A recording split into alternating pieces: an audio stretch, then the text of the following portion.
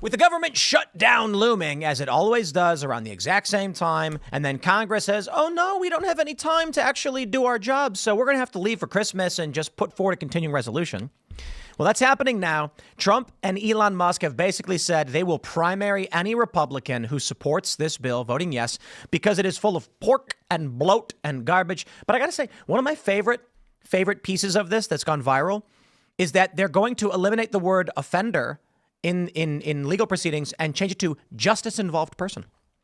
Because you're a justice-involved person when you punch an old lady in the face on a train and threaten to kill them. Right. That's what they're focused on. But there's also $60 billion for Ukraine. And just in general, there's a massive amount of random garbage that makes no sense. Some criticism is that there seems to be a provision that would actually protect the House from investigations. So if Kash Patel or Pam Bondi wanted to, say, subpoena some House data into the J6 subcommittee issues, they would be blocked by this in this continuing resolution, though it would only be temporary still. So it may be DOA, with Trump basically saying he is going to primary any Republican who supports it. That's massive. It seems like X has had a tremendous amount of pressure on Trump's choices. It's resulted in him firing people before they even got hired. It's been actually pretty incredible. So we'll talk about that. And I almost thought we should lead with the other story. That is, California's declared a state of emergency over 34 cases of bird flu. Maybe the real conspiracy is that they're going to jam up Trump's second term by, I don't know, lockdown or something. But we'll get into that and a bunch of other stories. Before we do, my friends, you know it, castbrew.com. And if you go there, you can get your 2 weeks till Christmas Phil's Holiday Blend. That's right. Phil Labonte on the cover, dressed as Santa Claus, selling gingerbread coffee. What say you, Phil? That looks great, doesn't Wonderful. It? Just looks great. There you go. And you can get it right now. And it's pushing it. Shreddy Claus. There you go. We're getting a little bit close to Christmas. You may still get it in time if you order today over at castbrew.com. But also don't forget boonieshq.com. And you can get a skateboard that has a picture of a bear wearing a hat, wearing a flannel, and holding a shotgun. If you believe that bears should be wearing flannel shirts and holding shotguns too, then the Right to Arm Bears is the skateboard for you. Shout out to Sam. This is one of his boards. He's brilliant. He also made the Boonies board. That's his board as well. So go to boonieshq.com and also go to timcast.com. Click join us. Become a member. Support our work directly, and you'll get access to the members-only uncensored show, which will be coming up tonight at 10 p.m. You don't want to miss it. It's good fun. You're a member, you're in the Discord server, you're hanging out with like-minded individuals, and we're having a good time. So smash that like button, share the show with everyone you know. Joining us tonight to talk about this and so much more is Ron Coleman. Hey. Who are you? Jewish. I didn't say, what are you? Let's just get right to it, though. Let's not kid ourselves. That's what, the entire chat is obsessed with the Hebraic nature of tonight's program. Here I am. Ron's just here to sign my checks. That's right. I was going to say, since when are you taking checks? It's a big. I thought I saw him pulling like a big bag of gold, like as he was walking up the stairs. Called him shekels. A big bag of shekels. He called him shekels. So when I saw that Tim was tweeting that Israeli flag today, and he's a bigger Zionist than I am. I wake up in the morning with a bunch of people posting pictures of me with like a yarmulke on. That was a really. My heart melted when I saw that. I wanted to adopt you. The picture of me with the yarmulke. The yarmulke and the payas. Yeah. You look I didn't know so the code. adorable. So I posted. I woke up and I'm like, I just tweeted the Israeli flag. I thought it was funny, and then I realized it generated a lot of attention. And I'm like, that's what gets you paid on X. So maybe those people who are mad about it will make some money for me. But Ron's a lawyer and commentator, and he's here. I'm here. Ron Coleman, the lawyer, commentator, podcaster. Ron Coleman. Culmination is the name of my podcast, and I'm really happy to be here. Thanks for hanging out. We have another Jew here. what's up? We're doubling down on Jews for tonight. So I know some people out there are keeping count. Add a couple of more ticks to that one. My name's Elaad Eliyahu. I'm a field reporter and Jewish affairs correspondent. A little bit redundant at this point. What's up, Phil? Hello, everybody. My name is Phil Labonte. I am Goyim. I am the lead singer of the heavy metal band All That Remains. I'm a goy, not I am Goyim. Oh, I am a goy. You have a split personality. And I am an anti-communist. Oh, that's plural. Is that what it is? Right. Oh, we'll see. Well, you learn something. One guy. Goy. You are goyish. Oh, that's going to turn into a They're gonna make that a good meme. How did we get so Jewish so Tonight's going to be quickly? a great show, man. I do think it's perfect timing considering all the memes that both of you are here. I mean, Elaad's usually here, but having Ron here is going to be great. So let's jump into the news. We got this one from... Oh, that's the wrong one. Whoops. From CNBC. Trump joins Elon Musk in opposing House GOP's government funding bill. President-elect Donald Trump opposes a government funding bill backed by Republican House Speaker Mike Johnson. Trump's stance aligns with Elon Musk, who railed against the proposed continuing resolution. We actually have the statement from Donald Trump right here on Truth Social. He said, if Republicans try to pass a clean continuing resolution without all of the Democrat bells and whistles, that will be so destructive to our country. All it will do after January 20th is bring the mess of the debt limit into the Trump administration, rather than allowing it to take place in the Biden administration. Any Republican that would be so stupid as to do this should and will be primaried. Everything should be done and fully negotiated prior to my taking office on January 20th, 2025. Elon Musk, of course, said something similar. Anyone who votes for the spending deal should lose their reelection. I love it. Yeah, I mean, let's take a look at some of what's in here. We've got libs of TikTok. The new congressional resolution includes funding for at least 12 new biolabs. So that's something nobody wants, especially considering 2020. We got this one from Benny Johnson. The woke continuing resolution bill mentions changing the term offender to justice-involved individual. Oh, I like that. Yes. It says Section 338 of the Workforce Innovation and Opportunity Act is amended in the heading by striking offender and inserting justice-involved individual. And in the matter preceding subparagraph The A. irony being that that's a person who is actually conducting himself Just pull the mic out. in an unjust way. That's the least. It's the rest of us who follow the law are the justice-involved individuals. Yeah. It's the criminals who are the non-justice-involved individuals. Yes. This is my favorite one, though. Justice-involved individual. It's like the George Carlin bit, where he's like, we keep making words into phrases, making them longer and longer because we're trying not to offend people, and all we're doing is making it more confusing. Well, I think this is based, and I think the bigger picture here is that Trump has made several moves that have been not so good. Chad Chronister, he was the sheriff who arrested a pastor during lockdown because he was trying to host services, and Trump overtly said, I pushed him out because I didn't like what he had done. So here we are now. This is a continuing resolution coming through. It is amazing to have Trump back in the seat of power. He's not there just yet. But when you had the midterms with Matt Gaetz and he was fighting Kevin McCarthy and he was saying, we want single issue spending bills, they basically said, screw you. We're not going to let you do it. And it was a war. Now that Trump is back in the kitchen, all of these people are starting to fall in line knowing this will be the end of their career if they defy not just Trump, but basically the richest guy in the world and the popular mandate. It's amazing. It's amazing. And people are pretending to be really offended by it. But in fact, all it is a transparent version of what always happens, and certainly happens in the Democratic Party. The Democrats have party discipline. How do you enforce party discipline? Shekels, money, the donors, but Musk is doing it publicly. Do you guys feel like this is a positive or a negative? It's my sense that this is what happens regardless of whether or not the public knows about it. And the fact that Musk is putting this stuff on X for anyone that wants to go ahead and look and comment and have an opinion about, it's open for discussion. I feel like this is a good thing. And so I don't know, aside from people being like, well, he wasn't elected, which fair enough, he wasn't, but he's just doing the same kind of activism that anyone else could do. It's just that because he's Elon Musk, he gets a lot of attention. If Tim does the same thing, he'll get a certain level of response and he'll be able to generate a certain amount of political activity just by saying, we need to oppose this, blah, blah, blah. Why would it be wrong that Musk does it? And so what are your thoughts on that? I think Elon Musk's bully pulpit is a little bit more potent than Tim's because he's the CEO of Twitter. Not only that, his threats mean a lot more than a threat from Tim Pool. Tim Pool says, I'm going to support a primary challenger. Forget that I mentioned Tim then. It's not about Tim. I'm talking about Look what you did to him. What do you think? Look what you did to Tim. No, it's just that if Elon Musk wanted to, he could comfortably fund a primary challenger. Do you think it's a good or a bad thing? That's the heart of my question. When he's on my side, I think it's a good thing. When he's not, I don't. I don't know. Is that too nakedly partisan? Well, it's pragmatism. Ron, what do you think? I think it's exactly what you guys said. I mean, he is. I do think that it makes a difference.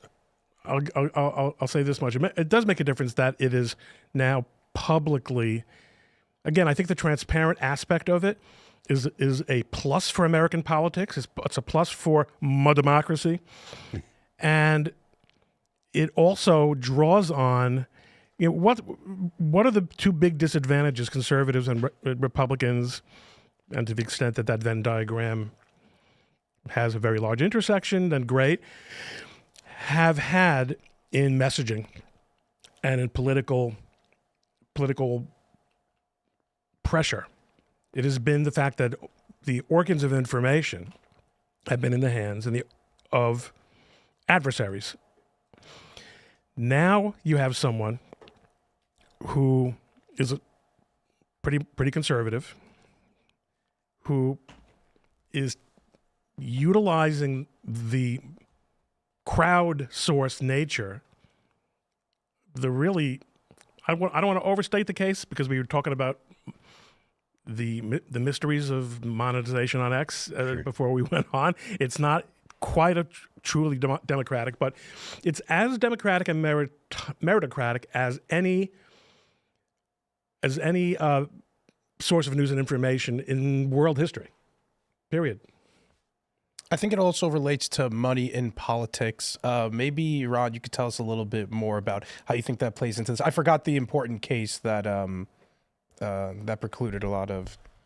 I can pull it up. Well, when I first attended the Lincoln-Douglas debate, okay, I can tell you. Citizens United. That's what I was trying to reference. Liam. Okay, that's what you're referring to. Yeah, I thought you were talking about my childhood. During shortly before the Civil War. I had to prompt them, okay, about the Lincoln-Douglas debate. That's the level of sophistication in this room, folks. Citizens United. Well, look, Citizens United. How is it that you think that this affects? No, because I guess the threat is down. Like, he's threatening the primary and would support them with his own money. All right, but that. It has always been the case that that money is extremely powerful and influential in politics. I mean, well, when people talk about Citizens United, they get so wrapped up in whether or not it's fair and stuff, and I can't help but think about the fact that Donald Trump beat Hillary Clinton when she spent $1 billion. Barack Obama spent $1 billion, and his party is ostensibly opposed to Citizens United. Donald Trump beat Kamala Harris when she spent $1 billion. So as much as people much as people like to go ahead and make hay about the fact that there's money in politics, it doesn't directly translate to victories. It does not, no matter what anyone says. And when you see that the massive amounts of money, Donald Trump was outspent like 3 to 1. Well, keep in mind though, you're talking about presidential elections. And people who are nationally famous, like Donald Trump is famous. Well, of course, keep in mind he's famous for being wealthy. He's famous for being wealthy. So can't say money not a thing. At the congressional level, all members of Congress do is raise money. That's their entire political existence. And if one person can step into a district and write a 7-8 figure check or one pack, that someone who wasn't part of the political ecosystem in that district yesterday, that's a massive game changer. Yes. I don't disagree. I just don't think that the money is a 1-to-1 correlation the way that that's right. It's not and yet it's scary enough, and you're 100% right. It's not. Incumbency is an incredibly powerful. Yep. And yet it scares these guys enough, just the prospect of having that influx of money. But not only that, going back to my earlier point, not just the money, but Elon Musk and other and influencers who are not as big as Elon Musk, but who are big. People like Jack Posobiec, okay? They can put together a true public reaction to a political moment in a very short time. And by the way, one of the fascinating things that happened with this bill was that they tried the old midnight spring it on them, and everyone just started dumping it into AI processors.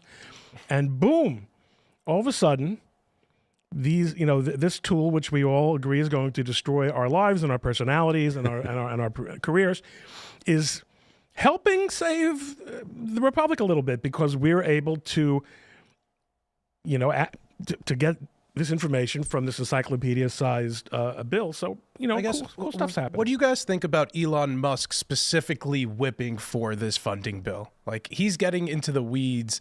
I don't know. Do you guys think this is below him? Do you think he's getting a little bit too involved? That's great. Yep. Yeah. Fantastic. Also, this bill, when we learn what was in this bill, there's stuff in there that was designed to absolutely hamstring Trump from go. Yes, absolutely. They wanted to build a new, or they're going to build we were going to build a new stadium for the Washington football team, the Commanders, in a continuing resolution. Like, that is unconscionable. That's bad enough. That's the money stuff, and the money stuff is a disaster, and we've got a big problem with the money stuff. Yes. But they were going to make it impossible to get the data from the January 6th committee. Yes, 100%. I mean, all kinds of really subversive stuff. And by the way, the agencies are already doing this themselves. I mean, there's going to be so much unrolling that Trump is going to have to do in January, and giving us perhaps reason to take another look at the lame duck period for the presidency. Because, again, so much that historically depended on norms, on a certain amount of trust and statesmanship and an understanding that there's a change of government and now it's appropriate for the next president or the next House or the next Senate to be the ones to make decisions A, B, and C. That's out. It's full-scale trench warfare on every single issue, unless you're Mike Johnson. I wonder if he's going to last as speaker, because I saw the other Republicans were standing down. I forgot who it was specifically, but a couple of reps who were upset with him in the past, Marjorie Taylor Greene in particular, I think were standing down.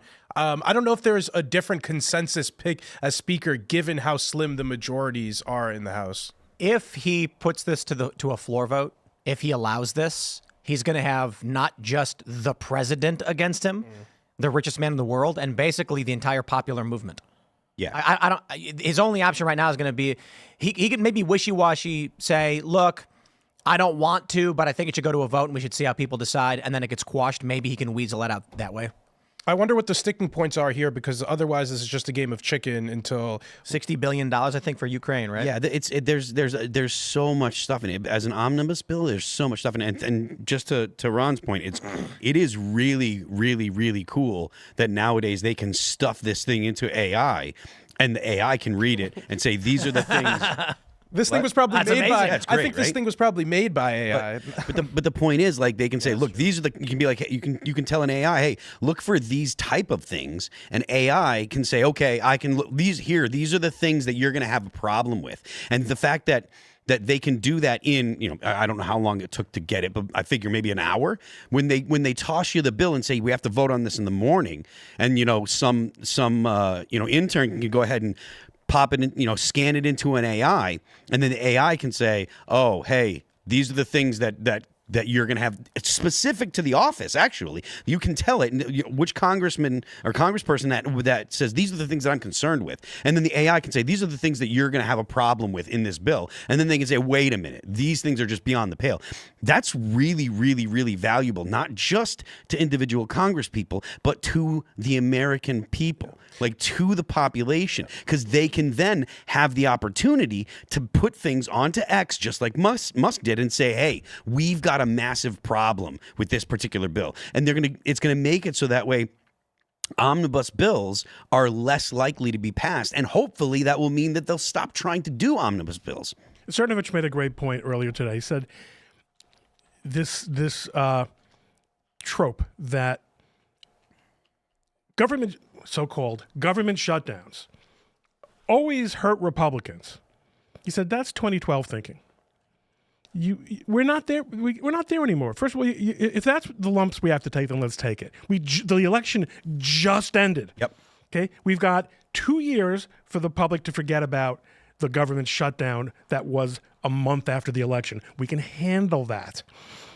Meanwhile, we have ways of getting out messages, which is how this topic started out, that we didn't have when the whole world was still relying on what did the Times say and what did Dan Rather say. Those days are over. I do admit, like, I wonder what this particular issue right now would be like if Musk hadn't bought X, and if we didn't have people like Vivek and like Musk and setting the alarm and saying, hey, these are big problems. Because if I understand correctly, it looks like this CR is not going to pass, and a large part of the credit is going to go to Musk and Ramaswamy. Trump made the point, and he's correct. All they're going to do is kick the can down the road into his administration and then blame him for all the problems. So that's why I think he's making this threat. That's why I agree with Elon being involved. He's telling him right now, you need to negotiate this, get it done, and then when I come in, then I can start with a clean slate and we can figure this thing out. But right now, all they're doing is basically saying the Biden administration is a disaster. Congress is a disaster. Let's just do what we always do and just continue resolution with a whole bunch of weird nonsense garbage. The crazy thing to me is I don't understand why they don't put like crazier things in it. You know what I mean? We might just not have found him yet. Yeah, it's like There's someone that said, Vivek, there should be a provision where it's like Mike Johnson gets $1 million from the public treasury or whatever. Just do it. Just roll with it because they're going to pass it anyway, right? a Twitter user named Oilfield Rando tweeted, "Bad news, guys. All those AOC Boebert sexy AI images we've been enjoying, CR makes them illegal. You can go to jail for 2 years for those." Wait, is that for real? That's what he says. And he's CR is going to ban sexy AOC images? Yeah, I'll put it in the Slack. There's it's like actually That's like the bill that Ted Frank got overturned in California. The AI, the AI political ads. Yeah, it'll be illegal for her to post selfies moving forward. Even a California court was able to figure out that it's in the Slack, and the actual wording, the actual language is there too, Tim. Where did you post it? I posted it in the Slack for there IRL. There it is. Every CR has a bunch of junk included, half of which is probably never looked at a second time. This is big news, guys. This directly impacts Elaad. So let's read this from X. We have this from Oilfield Rando about the continuing resolution.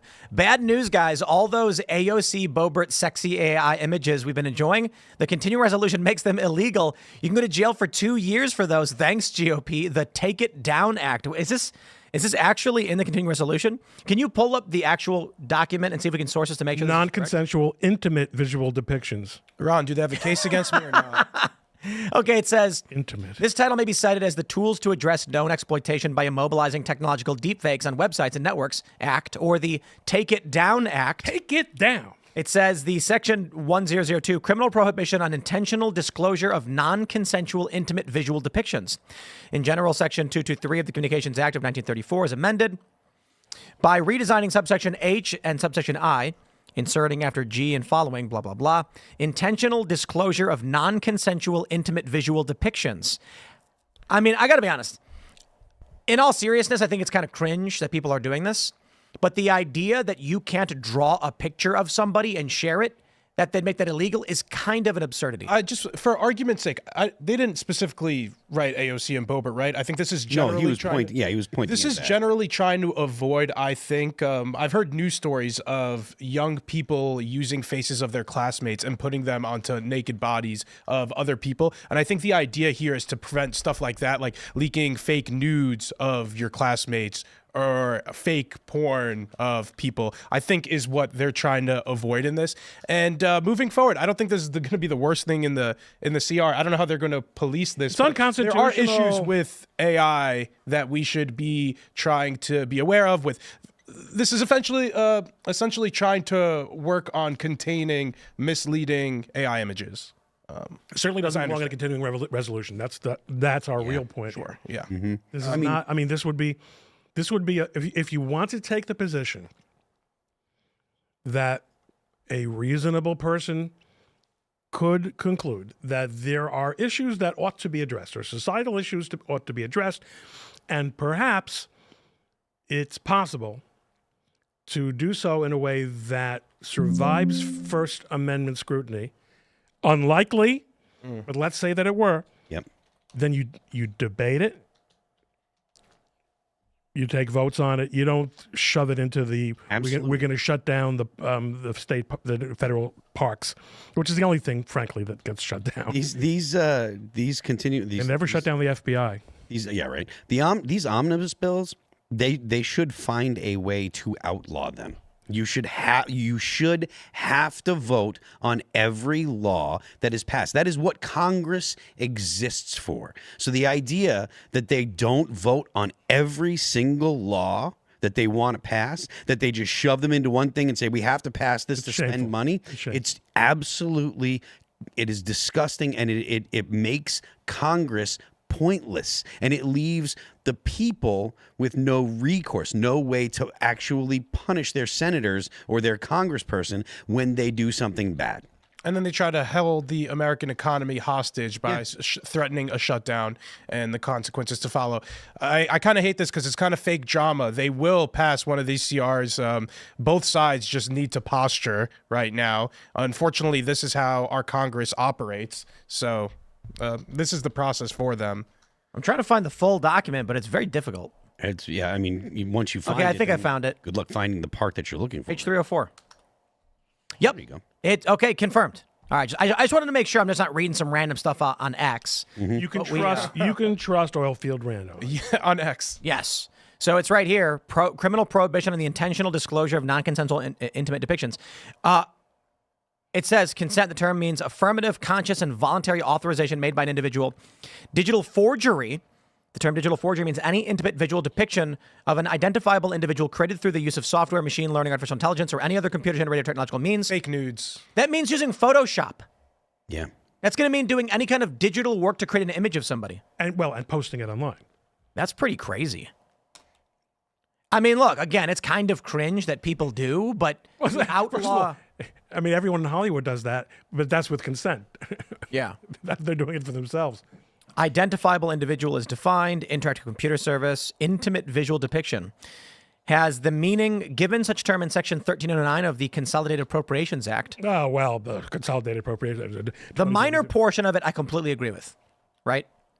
If they're saying, like, you can't make images of children using digital software, like, of course. I think it's trying to prevent convincible fake AI porn of people. So, like, I agree. If someone were to make a fake porn image of you, this is how they try to battle it. Obviously, this is an issue that I've learned to live with it. Why can't everyone else? Well, now if you have real nudes, you could be like, no.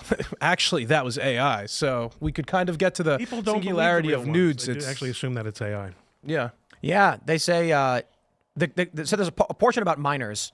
Literally everybody should agree with that, except for anyone on Blue Sky. They're all probably saying, no, help us. But that's fine. The involving adults gets kind of weird. You know, look, morally, I agree. Like, people should not be doing this. But this could be so broad as to be like, you can't use Photoshop to make an image of somebody. Like, I guess it's a lot harder to do on Photoshop, though not impossible, as opposed to plugging it into one of these AI image generators. It's like you go through your yearbook and... Look, I'm sorry, this is kind of crazy. Look, it says, except as provided in subparagraph C, it shall be unlawful for any person in interstate or foreign commerce to use an interactive computer service to knowingly publish a digital forgery of an identifiable individual who is not a minor if, 1, the digital forgery was published without the consent of the identifiable individual, 2, what is depicted was not voluntarily exposed by the identifiable individual in a public or commercial setting, 3, what is depicted is not a matter of public concern, and 4, publication of the digital forgery is intended to cause harm or causes harm, including psychological, financial, or reputational harm to the identifiable individual. What garbage. Ron, do I have the First Amendment right to post fake nudes of people? Do you have the First Amendment right to post fake nudes of people? In other words, without even coming on to the use of AI, could you do it? That person probably actually could sue you in California and succeed, and in other states with a strong writer personality. I would say you don't necessarily have that right. Yeah, I think that's what they're working on here. I would never do something like that. I mean, are they're saying it will be a criminal offense? But you have to, I mean, shall be unlawful. Like, what? So what are the results? What are the ramifications of that going to be? Does it state? I'm sure it does. But I just want to point out there are so many problems here. What is depicted is not a matter of public concern. So you could argue that basically any form of any politician who's depicted is almost per se a matter of public concern. So to some extent, oilfield random might be overshooting the mark here. What is depicted was not voluntarily exposed. Okay. What was number one, the first one? Digital Without consent. Was published. So published is an extremely broad word because it doesn't necessarily mean that it was put in a public forum on the internet. It could just be sending an email. Yeah. You could just be sending a text or a WhatsApp. As a meme, you could be sending it to your friend, and Right. that could be actionable. Which just like basically child porn, once you, although this doesn't refer to just having it. Where child porn, you can, they can get you just for just having it. So, are we in agreement? Like morally, we agree with it, but it shouldn't be a law. Yeah, I mean, there's a lot. You can't stop the technology. I know. is You look. a part of it. I feel like I'm becoming more conservative in these past few months, and it's funny because people try to call me conservative. I'm like, I'm basically not. But the moral arguments of maintaining a sound and moral society are becoming more and more clear when you see how the left operates, and you see things like this. It's a question of if we just say outright, like, look, man, live and let live, do whatever you want, you end up with AI-generated images of kids. So clearly, we don't want that. Like, obviously, abusing kids is an atrocity. Now you've got people on the left arguing for just make them fake images. That'll do it. That's literally an argument they're making. And we're like, no. So we agree. That's the line. Like, we're not going to let anybody do that. Now they're saying you shouldn't be allowed to do it for adults either. And there's a question of whether we allow it or not. I think it's kind of crazy, but I'm starting to lean towards, do we have to ban things like this? Now, typically I lean towards we need cultural solutions. This is a cultural problem. I love how Ron Paul said of abortion, it should not be illegal, it should be unthinkable. And that's what we want to happen, but we're not there. So when I look at this, I'm like, we as a society should not tolerate people making AI porn images of prominent female individuals for any reason, but tolerate doesn't mean make illegal. So the question is, how do we stop people from doing it if we're trying to be, well, we want to be out, we don't want to lock people up in jail for things like this. It's a very, very difficult position, which ultimately I feel like I get more conservative. I'm like, society must be moral, because otherwise this degeneracy and degradation destroys society. I think it's worth considering, too, whatever means or method is used to censor this will be used to censor other information that they can call manipulated. But now go the other direction. This is the problem. It's not one way. It's not this. It's not a slope. We're on top of this peak. And if we censor this, they will use it to censor other things we want to do. Yeah. And if we don't censor this, they will escalate the degeneracy in some disgusting direction. So there is no point in this social map where we can stand still. We're being pulled in every possible direction. How do we maintain a position where we're like, this is a good place to be. We have free speech. We can express our opinions, but we don't tolerate this extreme. I mean, look, to be honest, I could not imagine what like some of these female celebrities must be thinking when they see these AI images of them going out, or like AOC. Like it's horrible. We don't want a society that does that, but at the same time, we don't want to arrest people for making art and images. How do we balance that? It's not only that. We don't want to arrest them. We don't want that to be part of our civic life. And there's also an aspect where the harder you squeeze, the more leaks out. Yep. In a time of information and data and visual, richness, there's so many different ways information can be shared and broadcast and published. It's almost impossible, even if you could roll back the extremely permissive definitions of the Supreme Court regarding pornography, the definition of obscenity. Let me ask you guys a question. It's let's go back to 1940, and you live in a small town in the outskirts of Omaha, small town of about 300 people, and your neighbor gets a photo of your wife doing something compromising and starts posting copies of them all over the town. What do you think the husband does? Shoots him. Yeah. Something pretty extreme, like Goes to the guy posting it and probably physically confronts him. I'm just thinking about, I see people in the chat, they're saying the internet is for jokes, you can't ban jokes. And I'm like, my first thought was, okay, well then kids are not allowed on the internet. And internet is 18 up from now on. If the idea is the internet can contain hardcore porn and snuff, kids aren't allowed. Because the argument would then be that children imagine if a kid was walking down the street right now in your town, and there was a business that put up hardcore porn on the windows. Would anyone tolerate that? Of course not. But that's the internet. I was on X earlier, and I was looking up, I was looking for a clip of that fat activist who got hired by San Francisco. And so I typed in San Francisco body positivity. Oh, good Lord. And a bunch of porn popped up. And I was like, wow, that's pretty crazy. Like hardcore stuff on X. Why is that? That should not happen. Why would anyone tolerate children being on the internet?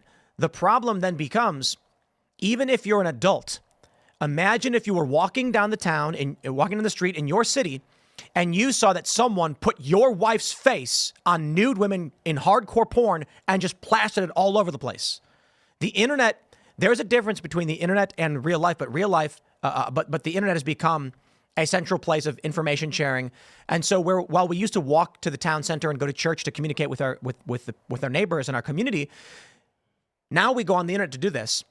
And the lanes of the internet are spattered with porn. Imagine what someone's going to do when their wife is being put in these images. Are we as a society just supposed to be like, well, that's the internet, I guess we have no choice but to tolerate it? It's really a problem. And as you point out, it's a social problem, it's a moral and an ethical problem, and unfortunately, you can't put the genie back in the bottle from a legal point of view or from a technological point of view. And that's so this ubiquity is really a challenge for the level of free speech. I mean, I think you made a good right turn there, and you said, let's forget about the kids, because the kids' argument is kind of a little bit too easy. Let's talk about the quality of life, the quality of social and intellectual and moral experience that people have going through the day. And so much of the days of so many of us are spent on the internet. Well, when I was growing up in New York in the 70s, Times Square, walking through Times Square was a disgusting experience, because all those theaters that are now owned by Disney and that are now, these beautiful, presentations had all been turned into, they used to be movie theaters, and they had all been turned into porn. In those days, you had to go to a movie theater or to a peep show to consume pornography, and just the names on the marquees were disgusting. And I was a teenager, and I remember really thinking, and that's a degrading experience. It's a degrading experience, and the civil libertarians have done us a disservice, not only by pushing the law in the direction that they did in the 50s and 60s, because you asked about 1940, that was sort of the beginning of the end of, small town America kind of, morality, but by moving the Overton window and making so much of this to be acceptable in our discourse. And remember a couple of years ago, one of the big topics was kids attending drag shows. Yeah. Mm-hmm. All ages drag show. Why on earth is there something called an all ages drag show? Insane. Yeah. Why are you bringing your children or permitting your children to attend an all ages drag show? And so we go back to 2008. We go back to 2010 or whatever. You had the Prop 8 in California, gay marriage. And Republicans have been gloating for some time because there was a meme made by liberals where it was like things that will happen if gay people can get married. And then it was a pie graph where it said, terrorists will win. And it said there will be a pandemic and a lockdown and things like this. And the pie chart said gay people will get married. And the joke was nothing's going to happen. And then these things happened. So everyone started laughing. The slippery slope argument being made by conservatives at the time was you open the door here, it's going to go in that direction. And it's a logical argument. Almost every slippery slope argument that has been made in culture wars since before Elvis has actually proved to be correct. Well, the logic is really simple. Conservatives made the argument that if there are two men who are married, what's going to happen is they're going to be walking down the street. And then they're going to argue, well, a child's going to ask about it, so you're going to have to teach them in schools what's going on with the men walking down the street and kissing in public. And that's a slippery slope. And the liberals said, no, they'll be in the privacy of their own homes. Well, sure enough, now liberals are arguing just that.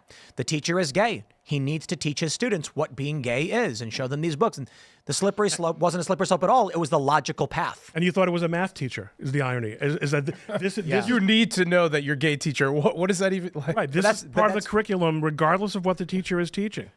So my concern, I suppose, is the civil libertarian position, one that I've maintained for a long time, has consistently said we must defend the freedom because we fear the slippery slope of if we ban speech, they will use the speech bans against us for other means. And it's like, yes. And if we tolerate vile behavior, then they will push vile behavior in other areas all the same. It goes in both directions. If we do nothing, they get worse, as we've seen with child drag shows.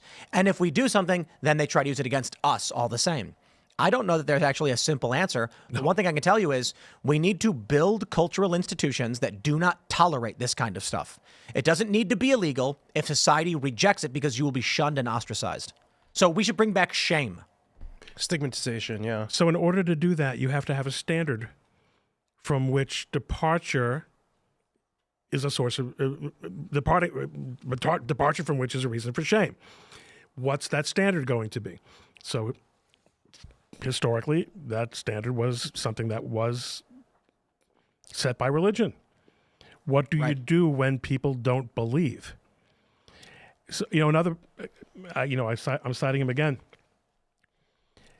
You have someone like Mike Cernovich, who, he lived a pretty out there lifestyle, in the day. He found religion. He didn't necessarily find God.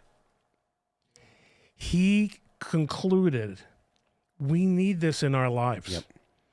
And this is something that people who are not reactive recognize, and that it's true that if you are contemptuous of a religious tradition, of the entire idea of a divine revelation of truth, like if it really offends you as being impossible to believe, then you're a hypocrite. I understand. What can you do? You don't believe. You literally don't believe it. You don't believe it. But if you can acknowledge that you might not understand everything, that there might just be something to the tradition that you, or at this stage in history, your parents, your grandparents were born into, that you should at least look to it as a source of stability that enabled the values that you hold dear to have been transmitted to you. That's the starting point, I think. There's a great video. I can't remember who wrote about it. Carl Benjamin may have commented on this at some point, that a constitution is what constitutes the people. And most peoples in the past, they believed their society had a constitution, the social beliefs and the social moral fabric, but they didn't need to write it down because everybody agreed. And the founding fathers here were like, nah, we better write it down because we want to make sure that it's clear as crystal for legal purposes, and you don't defy us. The problem now is when you get to the point where you have to write things down, your society is already fractured. The idea that we have to write down and tell people we will use force against you if you abuse children is terrifying. It means that there's a large population of evil people who would do it without the threat of force against them. Well, I tell people, sometimes someone will say, I want you to work out a partnership agreement. And here are my concerns. What I hear is that these are two people who don't trust each other as far as they can see each other. And sometimes I'll say, why are you even considering going into partnership with this person?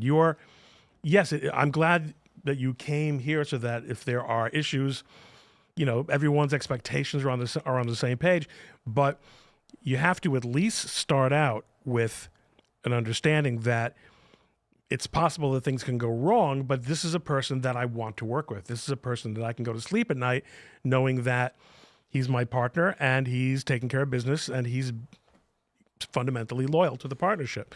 Same thing with a society.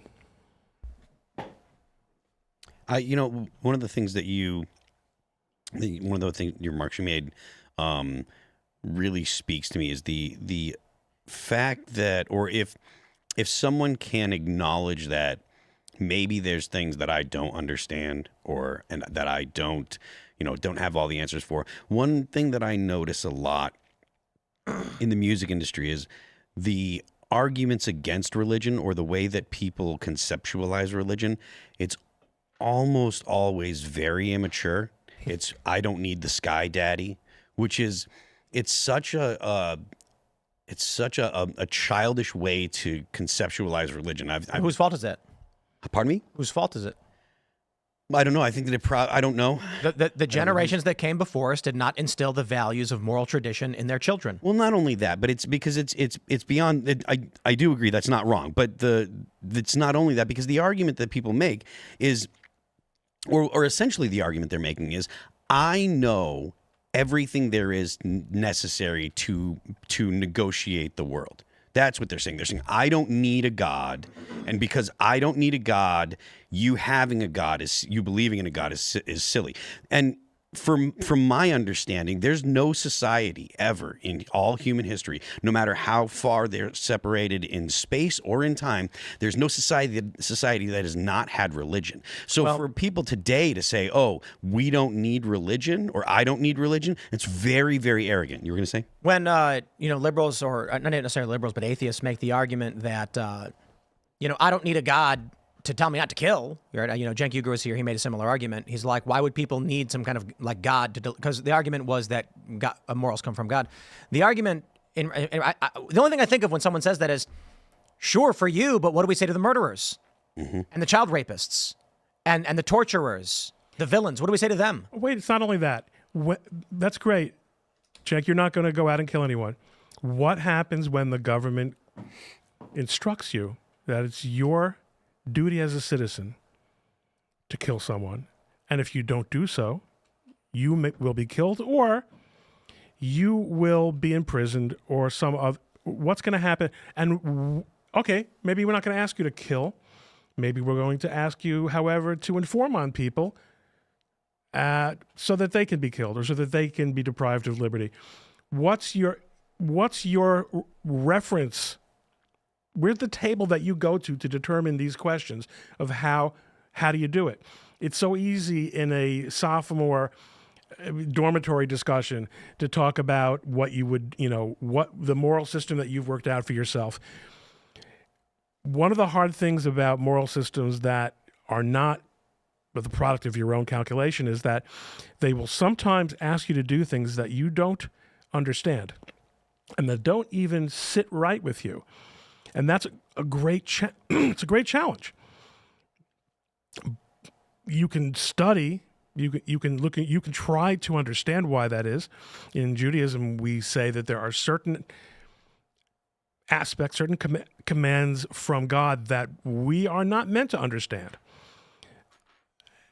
But it is our duty nonetheless to so now, Ron, very good. So let's be the Aztecs. Okay, they had a religion, and their religion was that they would rip your heart out and sacrifice you. And that was the tradition they grew up in, right? To which I respond, you're right. You see, this is. You then have to take the next step and say, not only are you going to have a religion, but you're going to have to be prepared to defend the beliefs in your religion against people who have different beliefs, because they might want to take what you have, or they might want to make you live the way they want you to live. So you're going to have to not only have religion, but you're going to have to live it, and you're going to have to reckon with it. That's a very big take. Let's jump to this next story. The Post-Millennials. That was got exhausting. It. Smash the like button while we're at it, and here we go. From the Post-Millennial. California Governor Gavin Newsom declares state of emergency over bird flu after 34 human cases. Well, here we go. On Wednesday, Newsom declared a state of emergency. In the proclamation, Newsom wrote that all residents are to obey the direction of emergency officials with regard to this emergency in order to protect their safety. The proclamation stated that avian influenza H5N1 was first detected in the U.S., wild bird population in South Carolina. We get it. Since then, 61 dairies have confirmed positive tests for the bird flu across 9 counties in Central California. Despite testing and containment efforts, dairy cows at 4 Southern California dairies tested positive for bird flu December 12, 2024. Necessitating a shift from regional containment to statewide monitoring in response to active cases. The document noted that since March, there have been 61 human cases reported across 8 states, 34 in California. Under the emergency declaration, states agencies shall enter into contracts to arrange for the procurement of materials, goods, and services necessary to quickly assist with the response to and recovery from the impacts of this emergency. All right, what's the over-under on by January 20th? We're in a full-blown bird flu pandemic. Man. Someone get RFK Jr. on this. What do you guys think? I mean, a state of emergency in California is going to grant him some powers. Does it stop there? I do think that it will depend on the state. I think that there will be some states that'll say, no, we're going to go ahead and lock down. And if that will say we need to do things similar to California, I think there are some states that are going to say, you know what? The states that didn't do that last time actually fared better in the long run. There was some problems in the beginning, but they fared better in the long run. So we're not going to do that. I think that it's going to depend. It's going to be a situation where some states will, some states won't, and then the fight is going to be over the narrative there, because the states that do lock down, they're going to want to make sure that at least they have a good narrative that they can explain away why they did it, and they're going to want to have data that supports their decision. So it was the right decision because blah blah blah blah blah blah, and they'll have their talking points. And then the states that don't lock down will say, well, no, it wasn't the right decision. We made the right decision, and we'll have our talking points. And then the American people are going to decide which one they prefer based on emotional reaction. And we're living in a world now in which the presumption that an entire nation had, the vast majority of people, that you could trust your state and local and federal government and your doctors. Yeah. And the universities on matters of public health could prima facie be trusted. That's over. That's gone. Yes, there are people who have pled their troth. They are more committed to state control of their health and well-being than ever before. But they have destroyed so much equity and trust there that the entire process that you just described is going to go, I think, quite differently from the way it did last time. So I was reading a little bit more. The most severe case was one gentleman in Louisiana. He didn't die, but he was hospitalized. So far, I'm reading that there is no person-to-person transmission. I'm saying even if this were as bad as COVID were, given how much distrust there is between Americans and our health services, our public health services, and our government, I couldn't imagining the American people having any sort of patience for any sort of lockdown or shutdowns a la that we did during COVID time. And I especially couldn't see it going into a second Trump administration. So whatever this is, I hope they obviously address it properly, but I couldn't imagine another full-scale lockdown. Well, I'm glad Jay Bhattacharya is going to be in place. Every year we have these bird flu scares. Right, that's right, for many years running. That's right. So far it's relatively contained, and hey, we need something to fearmonger around. So I guess that's being widely reported. It's hard to know when stories are actually just a short attention span civilization, like society. We're looking for things to report on. This scares us because of the past pandemic. But if there was a bigger if there was, say, like a nuclear strike from Russia in Ukraine, no one would be talking about this. The whole show would be dedicated to being like the ramifications of a nuclear strike, and though it would be an important story. And the Jews, the Jews, of course, always has to. Yeah. You got to shoehorn them in somewhere. I mean, look at the comments. That's that is the only topic that's being discussed here. No, just a few people. That's true. They like saying they tend to be repetitive, like most dullards. But the issue I guess I'm bringing up is, could this just be a nothing burger? Yeah. I think we're heading towards the holidays. People are seeing stuff in the sky where you think we're being visited by UFOs. You know, I don't know. Somebody got sick, so now we're trying to fearmonger a little bit. So those 34, I wanted to, 34 human cases is nationwide. No, that's the 61, California? 61 nationwide, 34 California. You know that song where it's like, can we pretend that airplanes in the night sky are like shooting stars? Yeah. I had this idea for a joke where, can we pretend that airplanes in the night sky? I want to take it and then just AI Haley Williams' voice. So she says, can we pretend that the airplanes in the night sky are like drones? And then just be like, it should be just monotone drones, just Yep. like straight like that. drones. I think it's funny. It's like somebody thinks they see an airplane. They're like, oh, let me go send my drone up to go check this out. The neighbor sees it. It's like, oh, crap. I think there's a drone in the air. I think I need to send my drone up to go check this one out. So let me just be clear. I live in a part of New Jersey that is situated. I didn't know you lived in Between- New Jersey. I liked you. Thank you. Between I Newark, handle the smell. I don't live in the oil refinery. Believe me, there are places in New Jersey that you would be very happy to retire to. Atlantic City. That would not have been my first choice. Jersey Shore. Anyway, Anyway, I'm right basically between Teterboro Airport and Newark Airport. oh, okay. So we're used to the sounds of all kinds of aircraft. I can tell you in the last week, I heard it, Mrs. C heard it. There were weird sounds, and people, friends of ours, did see low-flying craft in the nighttime skies of New Jersey. That's all I know. And you know what? Were they big? Were they were big, like car size? Really? Yeah. I think Americans are predisposed, not Americans, humans are predisposed to look up in the sky and wonder, look among the stars, the moons, the planets, the drones, whatever's flying in the sky, and wonder. I'm from New York. I never see the stars when I'm there. When I come out to here to West Virginia, I look up and it looks like a totally different planet. So I don't know. We look up in gyrocopters that fly around here. there's stuff in the air. And like with the Potomac River, there's gyrocopter tours. And so we see weird low-flying car-sized things just like zoom past all the time. And I hope the military is working on something way past our understanding, at least testing out some. Yeah, they're actually anti-gravity passenger vehicles, and the quad rotors on them are an illusion just to make it look like they're using, standard fluid dynamic flight. Yeah, instead we have the F-35. Barely works. What was that jet that Elon Musk was complaining about? He might cut with Doge. Oh, yeah, he said it was awful. Wasn't that the F-35? No? I don't know if it was the F-35. I don't remember exactly which. I bring this up, of course, everyone's concerned about a state of emergency because people are trying to find which conspiracy will come true to hinder Donald Trump. Nobody wants to believe that Trump's going to get in with a clean inauguration. There was some guy, there's a video going viral where he says he's calling for 11 million people to go to the Capitol and give Trump a coronary to peacefully force Trump to reject the presidency, which makes no sense because then who would be president? But everybody's trying to figure out which conspiracy is it going to be. Bird flu? Drones? What's going on? Jews. What are they going to do? Tim, why'd you skip that one? Bird flu, drones. They're all Jewish. Because he's a shill for Israel, of that's course. what I No, because those are all Jewish conspiracies. No, because the drone conspiracy is that there's some secret operation going on. The bird flu conspiracy is that people are dying of a disease. You have to tell me what the Jews are going to do to Trump.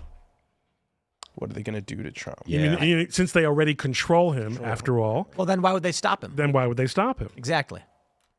Yeah. So what is it? Is that what's the secret plan then? They actually never have to be consistent. is that a real conspiracy though? Like, do people actually think that Trump is controlled by Jews? Yes. Definitely.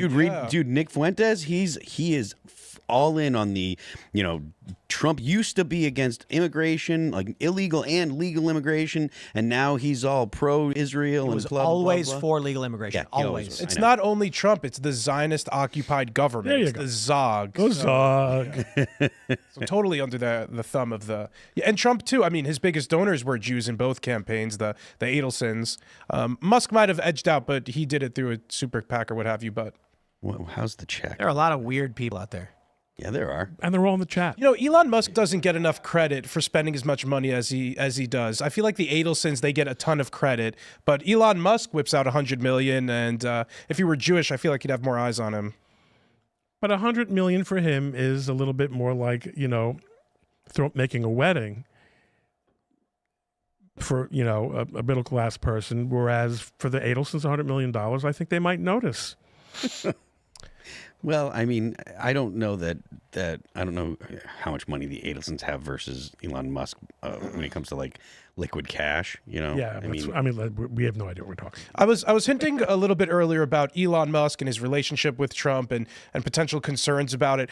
I think we like Elon Musk because he widely agrees with us, but there are some conflicts of interest with him working in government. He does have very big businesses, obviously. Trump used to be very anti-EVs until Elon Musk became a supporter of his. And then he had a quote where he's like, well, Elon Musk is one of my biggest supporters now. I guess I got to like EVs. So the relationship is interesting. I doubt it'll last all 4 years of the Trump administration. I don't know if he's just trying to like couch Elon Musk in this Doge project with Vivek, but with how much influence he's exerting, especially with on this CR, I mean, he's somebody to have our eyes on. He thinks he's president, though. I think Elon thinks he's the Jew controlling Trump. It's Elon.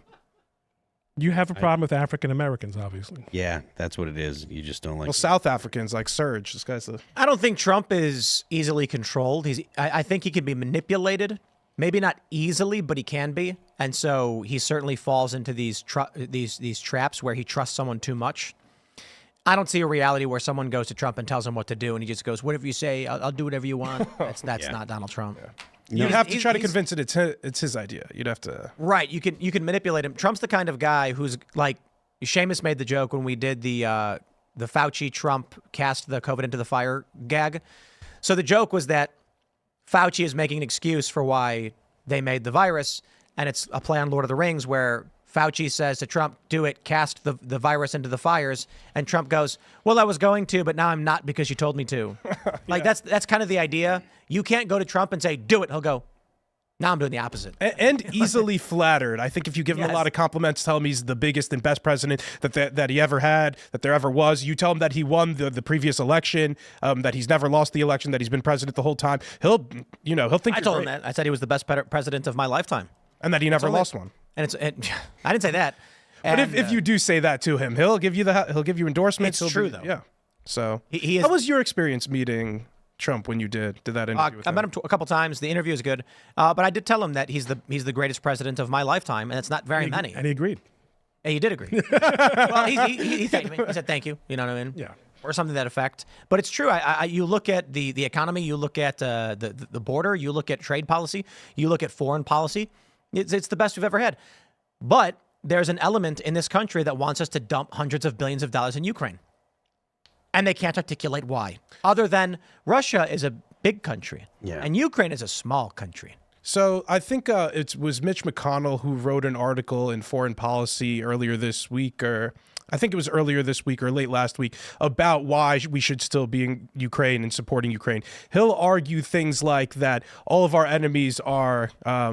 they're all working together. It's this axis of resistance. And part of why Assad fell was because Russia's bogged down in Ukraine. And, if Russia's successful in Ukraine, then it could help embolden China. How do you react to something like that from somebody like Mitch McConnell?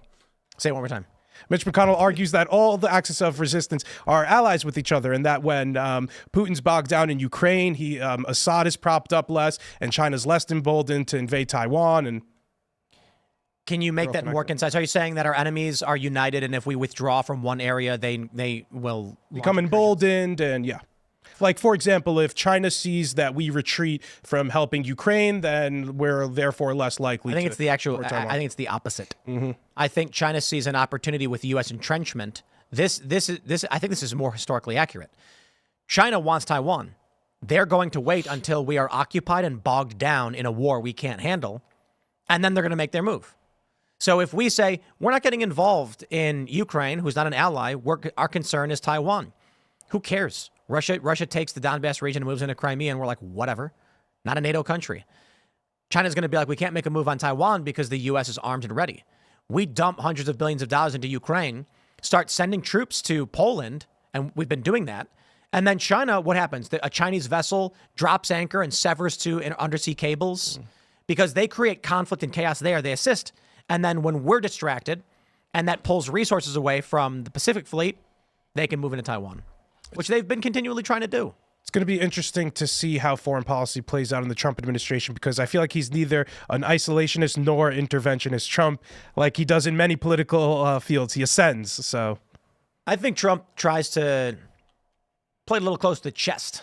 He doesn't want to know. You never know which way he's gonna go. He could nuke you, or he could launch a peace treaty. He might need another madman involved in his administration. I certainly hope not. Well, I think he already has some of them with Marco Rubio and Mike Waltz, was it? And Are you saying that Yeah. that Marco Rubio's a madman? not a madman, but More neocon. people would call him a neocon, yeah. Yeah, well, I mean that makes sense. I mean, Marco Rubio is the most establishment guy that I think I've heard Trump decide to. I think he's very hawkish point. still, Rubio. He just, Yeah, but I think goes under the radar. Rubio's proven to Trump that he'll just do what Trump says. Yeah. That Trump's like, listen, you're going to do the job. You're going to do what we want you to do. And then afterwards, you have a career in front of you. And Rubio's probably like, okay. It would be dumb politically for any of these guys to cross Donald Trump, obviously. It's not even the Republican Party anymore. It's the MAGA Party. It's the MAGA season, baby. Yep. So. The Republican Party was awful. I never liked him. And then Trump came in, and he is not a traditional Republican. And Bernie was trying to do the same thing to the Democrats. But he wasn't willing to really try. When push came to shove, Bernie backed down Oh, yeah. Bernie's every single time. Bernie is a spineless coward. He is absolutely, no matter how, I don't care if you like what he was talking about or not, it is objectively true that he is spineless and he doesn't have the guts to stand up to the Democrats at all. He walked off the stage as soon as two women got up on stage and were saying, this is our stage now, and blah, blah, blah. He's like, okay, fine, get out of here. So the idea that Bernie is like is a person to be emulated, that's a joke in my opinion. So he has no spine and no guts. What consists of his body? I imagine I imagine that he has like a carapace. That it is kind of his torso is actually a carapace. He's a bug. So there's not many good things I could say about Democrats, but I do think they subjugate the socialists in their party very well. So like what they did with Bernie Sanders and now what they're doing with AOC with these head house positions that she was We'll see about that because the socialists in the party were setting the narrative for the Democrats for the past 15 years. That's what woke is. Yeah. It's all race communism, right? It's all just communism based on race. Equity is all communism. We got to bring the people that are of the minorities POC. They all have to be given stuff so that way we can tear the white people down. Like that was the whole deal. So I don't know that they actually do control them. We'll see. The current civil war in the Democrat Party will kind of show you. But and it would be nice to see the Democrats kind of return to being marginally intelligent and to really isolate people like Hassan and the far left and do something about the fact that there are so many Democrats or leftists that would caucus with the Democrats that will say things like they support the murder of the United Healthcare CEO and all of the horrible, monstrous results that can come with having that sentiment being the dominant sentiment in your political party. Yeah, I think they really speak to the sentiment that many people were praising Luigi for. Yeah, that's exactly what I'm talking about. Which is so gross. I also think there's something to be said about half the people who are talking in support of Luigi online, half of them were POS communists, obviously. Yes. And I feel like it's dangerous to be sympathetic with people like those.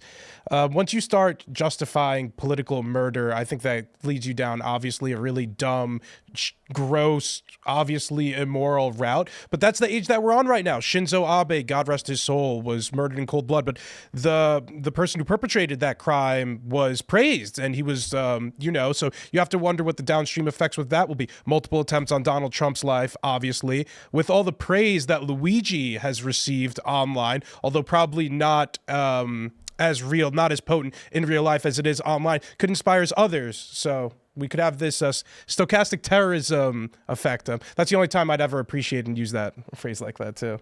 I thought you were going to go on to it. No, I agree with you. But if you look at the politics in the U.S. and I think that this is probably inflamed by the internet and stuff. But there are people on the far left, and there are far more people on the far left that are comfortable with calling themselves communists. But there is a growing faction on the far right that are comfortable, putting up pictures of Hitler and saying we owe this man an apology. That was a tweet. Yo, that was a wild tweet. It's got Yeah, like 6 million views. Unreal. But, I mean, look, if they're How do you know it was 6 million?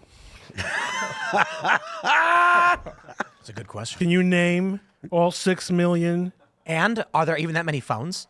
That's right. Yeah, you know. Well, some people could view it multiple times, and But the I don't know if that. the point the point being What are we doing? the point being the internet does Not a amplify. Let me get through my sentence. Why? Why should I? You had all these sentences. Never mind. There's crazies on both sides, and the internet helps them. That's what I'm trying to say. And Well, most let's of them talk are about 'em. from other countries anyway. We got this story from the. Actually, I don't know if they're going to let us. Can we pull it up? There we go. Okay, I just want to make sure it was going to load. Oh, We got man. the story from the Free Press. Oh, From Jesse man. Singal. Blue Sky has a death threat problem. Oh, I man. love Blue Sky so much. It's a Yeah, lull because it basically is a vacuum cleaner or a garbage disposal for the violent, unhinged leftists. They all got mad at Elon and left, and now we can sit here in peace and talk like adults. But Jesse Singal writes, it was supposed to be a gentler left-wing alternative to X. My grim experience proves that just isn't the case. Jesse Singal is one of the liberals that I have followed for many, many years. And he pretty much avoids interacting with me because it wouldn't look good to his friends. But he doesn't block me either. And I often tweet him because he sometimes has good common sense takes. And that's the beginning of your hint into what the problem is that he sometimes has common sense. He is a Yeah. centrist liberal. And he absolutely has Trump derangement syndrome. He will rationalize things that are so preposterous. He's a liberal. But sometimes he can't help but notice that the emperor isn't wearing any clothes. So he posted a couple of these from Blue Sky, them basically saying they want to kill him, but they can't. There's another post where saying they want to shoot him twice. The funny thing is, there's a bunch of posts from people conservatives who went on Blue Sky and tried posting opinions and were banned for it or throttled for it. Jesse Singal found that on this leftist, gentler free speech platform where they actually claim free speech, there's hundreds of thousands of death threats, and they won't do anything about it. I almost think Blue Sky was intentionally created as a catch-all for far-left lunatics, so it's all on purpose.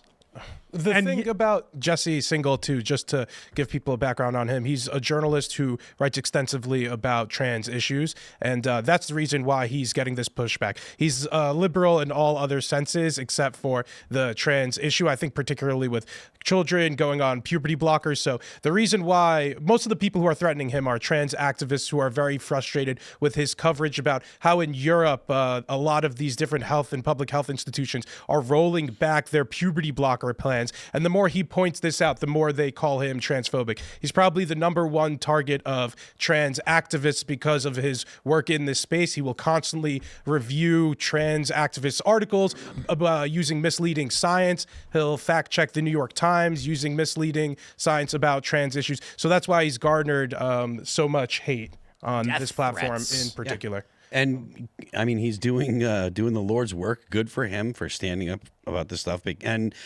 taking the slings and arrows that he will get from the absolute loonies that would send those kind of tweets, and which tend to be, you know, the trans activists tend to be a volatile bunch. He's liberal in every other way, and he didn't toe the line on one issue, and this is the pushback. But it happens to be an issue that is of most interest to people who are already mentally unbalanced. You know, I might be giving him too much credit, but he is the premier disinfo reporter on trans issues. Good for him. Across the journalism space. for him. So I commend Jesse Singal. He'll probably never come on the show, but I'm sure he has an open invite. he'll probably disavow the commendation from us, but either way, he's still doing good work, and he takes a lot of heat, and it's really it's something that's very respectable that he continues to stick to his guns and Beyond his politics, he's willing to do journalism. And he's willing to follow where that leads him.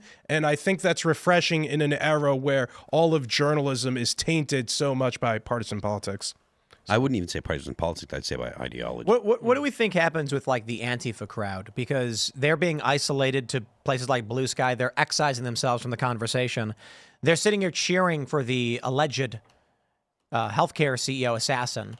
I can't imagine they maintain any kind of mainstream appeal for much longer. I think they've lost mainstream appeal. Right. You look at John Stewart, Bill Maher, and these other liberals, Cenk Uygur now going, well, I'm a moderate populist, and I think we should give Trump a chance. They're no longer useful.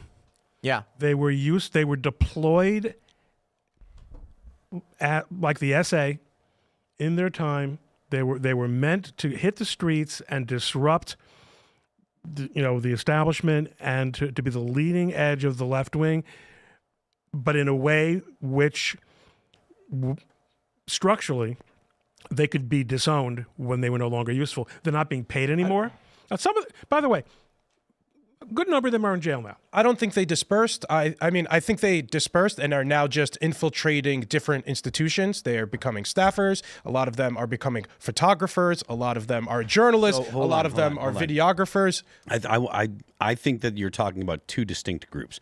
The ground troops, the ones that are They're Antifa, animals. They're not staffers. they're not staffers. They're not doing things. They're still significantly homeless. I think they're still going to be throwing firebombs. If give them the opportunity, they'll still throw firebombs. They still have face tattoos. They're still the ones that are the real crazies that are, mentally compromised and will do antisocial acts just for the fun of it. I think a lot of Antifa is a lot more privileged than we like to think so, and a lot of them are joining nonprofits. A lot of them are, trying to rehabilitate their image in different ways, and they're infiltrating, and they're very happy about it behind the scenes when I think they infiltrate. I don't think that I don't think you're wrong about a segment, but when I think of Antifa, I don't think of the activist types. I think of the ones that are actually the Molotov cocktail throwers, the ones that would look to go fight the police. And whereas there are some, I understand the lawyers in New York that had Molotov cocktails comes to mind. They were essentially given a free pass, but they were two New York lawyers living in Brooklyn. So I understand that they exist, but I think there is a smaller portion that are the smart ones that are, kind of giving direction than the larger portion of the just crazy. I mean, crazies. I mean, if you look, I think they're at Palestine marches. Frankly, that's where they're. Yeah, probably. But if you look at the the people that attacked Rittenhouse, the first dude, I forget what his name was, whatever his name was, but he wasn't like Rosenbaum. Yeah, Rosenbaum. He wasn't an Antifa, but he was a useful idiot for Antifa, and he was a crazy dude, and he was he'd been arrested, allegedly. and yeah, he was just bad news. But that's the kind of dude that Antifa will have throw the first rock at the cops, or that will throw the rock through the window, because he's the one that'll do it, and he's got basically nothing going for him anyway. And I think that those guys are more numerous than the actual smart people that are kind of directing them. So that's my take on the Antifa. But I don't think they're going anywhere. I just don't think that they have the same kind of energy that they had in I'll tell you where they are. They're on Blue Sky threatening to kill Jesse Singal. And it's interesting now because if we'll see all the hit pieces from the Washington Post and New York Times. So Blue Sky, they have a serious threat problem. They don't care. They don't care. Threatening. Yeah. So we'll see if it's held to the same standard that all the other platforms It won't are. be. So I doubt we'll see the hit pieces on Blue Sky. Unless, Tim, if you migrated over, then we might see the more hit pieces. You get kicked off. Like I was, That's funny. I was on there, and it took I said something actually positive about Taylor Lorenz. I said she was a gift, and she still blocked me. Well, you didn't get banned though. No, but I'm sure that if I continue down that road, I will. I was called a racist bigot on the first day that I was on Blue Sky. So, Well, I love that we're winning. So I'm excited for January 20th. There's gonna be a bunch of parties in DC. It's gonna get wild. You going to be there? Yes. Of course. Did I know the answer? I knew the answer. Well, we live here. It's like I'll be There's there searching. and there's skip here. and a jump. I'll be searching for Antifa stone's right outside throw. the gates. So Yeah, I wonder. Do you think there's gonna be big protests on the 20th? yes, definitely. I hope. I feel bad. I have a conflict of don't interest know. for my work, but I sure hope so. I couldn't foresee there not being protests. Frankly, DC is such a liberal place. All right, and but, so are the surrounding but I areas. don't think it's going to be like in 2016. All it takes is a small group of 2017. agitators to. I remember Trump fans getting assaulted, leaving some of his rallies, or I think it was the inauguration the first time. Yeah. So people still believe Trump is a fascist. Well, there There's was still a segment of crazies. a deplorable Yep. where Trump supporters had that big gala, and Antifa was chucking bricks and rocks at us as we were walking in the building. And the cops were just standing there. And it was crazy. As we're walking on the street with a police line keeping hundreds of psychopathic leftists away, the cops are by the doors. And as we're walking in, there's just debris, they're launching things at us. And the cops didn't do anything about it. And then Gavin McInnes licked the guy's face. And I also believe there's actually happened. There's a women's march 2 days before the inauguration, if I'm not mistaken, in D.C. You know, I can respect it, but I think the issue is what they're saying online is that the women's march did nothing. They were like, how many, like 3 million people showed up in D.C., walked around and left, and literally nothing happened. So I'm concerned that these people are going to be lunatics. Well, I'm concerned they are, and this time they will be angry lunatics. Yeah, losers. I think so. Let me suggest, though, that yes, there's always going to be a percentage, and when you are doing things that are inflammatory, a small percentage will seem like a lot more of a phenomenon than a large percentage. Having said that, it seems to me that the playbook has moved away from the mass violence. And there's probably a tactical reason for it, and it looks like you have an idea as to what it might be. No, I was going to ask you what you thought it might be. I was hoping Tim would explain it, actually. No, what I think it might be is it didn't work. At the end of the day, it was disruptive, and that was something. But the left has learned that the right has learned. There are things, for example, January 6th, when I first saw it advertised, the idea popped into my head for a minute to go. Then I said, well, absolutely a trap. Yeah. Absolutely, that would be insane. Because I saw what happened to Gavin McInnes. I saw what happened with the Proud Boys. All you have to do is show up. Yep. And push back. And you're now the terrorist. So that's not an option. But the right has learned. Anybody who had been watching my show would have known. So it's a funny thing that happened after January 6th is that I got accused of having foreknowledge that Tim Pool had been informed they were planning to storm the Capitol because I had said in September of 2020 that in November, a bunch of right-wing, if Trump loses, a bunch of right-wing people are going to like storm the White House or something. And it was speculation. I was saying these people are pissed, and if Trump doesn't win, these people are going to go to D.C. and like storm the White House in November. Well, I was wrong.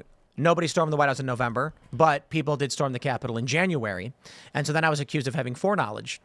My opinion on this is just, I think it's fairly obvious when people are angry and planning on protesting. And then you had Trump saying it's going to be a riot, it's going to be a big protest, and we're only an hour away. And we were like, should we get a hotel? And we rented a hotel room in advance to do the show live from DC on January 6th. And then as we were getting closer and closer to the date, we were having conversations about security. With the barricades and the plans the city had, we were concerned about being able to actually get down there and do any kind of show with the mass showing was expected. So we said, I don't think we can do it. We should probably just stay here. And then we did. We stayed in Maryland and did the show from a normal location. But that day, doing my morning show, watching the news, it was crazy. As it was unfolding, it was a lot scarier than because you didn't know what was going on. And then someone gets shot. We have to keep in mind, there is again, talking about moving that Overton window, there is now a regime, an expectation of non-enforcement of the law against violent left-wing protest in D.C. So when the Palestinian protesters scaled the White House fences and, were really extremely menacing around the area of the White House, nothing was done. There were I think there were literally no arrests. That is the policy of law enforcement in D.C. So that does still pose a risk. My real concern was that if we showed up, Nancy Pelosi would deploy belt-fed 50 caliber, and we'd be. I think she actually requested that. Was that the story? Yes, she did. She requested belt-fed 50 BMG or something. No, not 50 BMG. It was something else. I'm not a gun guy, so I don't know the exact ammo type you'd use for those butterfly trigger. Well, that's a Modus. That's M2. That's a 50 cal. Audie Murphy on top of the tank, Right. mowing down Krauts. She possibly could have just asked for belt fed, and that could be anything from a 5.56 to a 7.62. Shut up! Just stop it. You see, you bring a goy onto the show, and already it's with the guns, Hey, with look, the killing and the shooting and the hurting. listen. Yeah, Phil. I'm a gun guy. I can't help it. Ron, I'm armed right now. Come on. Oy vey.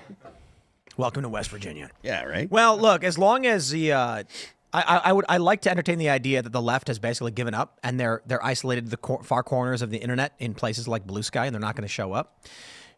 We got reporting from Andy No in the Post Millennial. Some Antifa chick got arrested and charged and convicted. So I don't know. Maybe the tolerance for this stuff has just ended. People were scared because Antifa was going to burn your building down, but now that Trump won, there's a popular mandate. People feel like they're not isolated anymore, and so now they're just like, we can stand up. Yeah, I have a feeling that the victories at the ballot box have made people that were a little hesitant to, admit that they supported people on the right, they supported Trump, I think that has changed the opinion. Well, I think more than that is that it became acceptable to acknowledge that it's allowed for Republicans to win elections. I mean, I was very struck on Election Day and the night of Election Day and the next day by the corporate leaders who are associated with the Democratic Party congratulating Donald Trump.